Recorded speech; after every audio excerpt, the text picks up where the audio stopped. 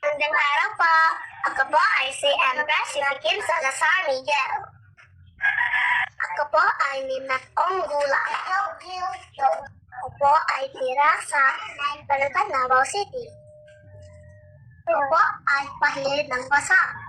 One day, the mother began to make a very big cake for 7 hungry little boys. She took flour, salt, and eggs. Ako po, pahilig ng guhit.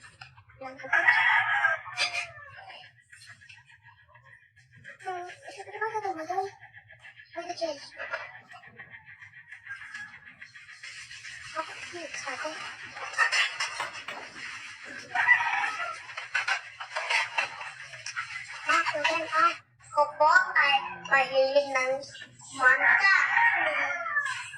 Yago, this is not enough.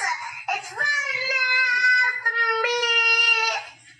When my life laid down, just surrender now.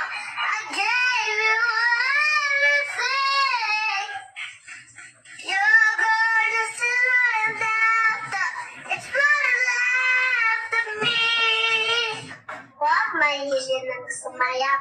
Tadanap ng Pilipinas, ipikita at talin ng Pilipino. Tadanap ng Pilipinas, oo, tadanap ng Pilipinas.